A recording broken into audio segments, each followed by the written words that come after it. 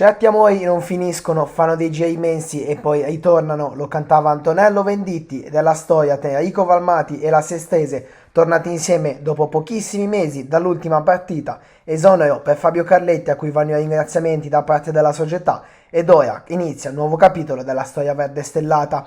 Al Piccardo scendono in campo Sestese e Ventimiglia, entrambe hanno raccolto pochi punti nelle ultime 6 partite con la zona play-out alle Calcagna.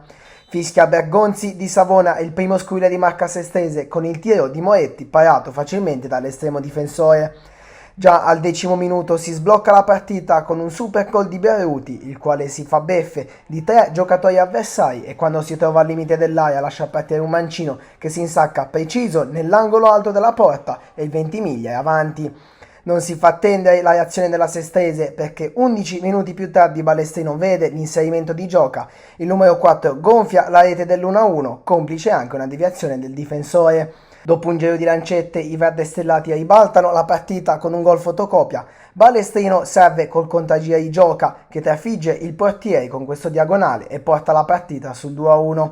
Al 25° accade l'episodio che modificherà il numero dei giocatori in campo quando il direttore di gara punisce con il cartellino rosso l'autore dei 2 gol Gioca per questo intervento su Cassini.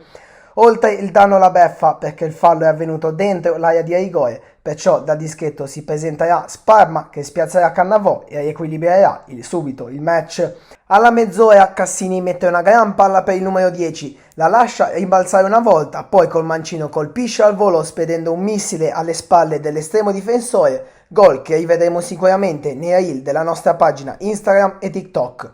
Ci prende gusto Ventimiglia e dilaga al minuto 42 con il capitano Alfonso Rea. Dopo aver saltato Valcavi piazza un sinistro a giro sotto l'incrocio dei pali ed è un altro gol appariscente per la formazione di Mister Massullo.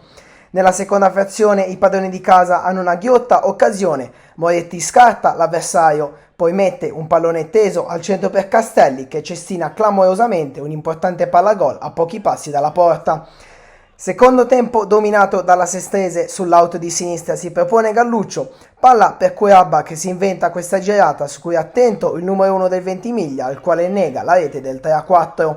Anche sfortunati gli 11 di Valmati perché allo scadere del secondo tempo il numero 20 Curabba indirizza verso la porta, ma stavolta è il palo che fa da antagonista. Con un pirotecnico 2-4 la partita tra Sestese e Ventimiglia, grande prova di orgoglio dei verdestellati rimasti sempre in partita con l'uomo in meno, prima vittoria stagionale per gli uomini di Massullo che nel secondo tempo non hanno concesso nulla.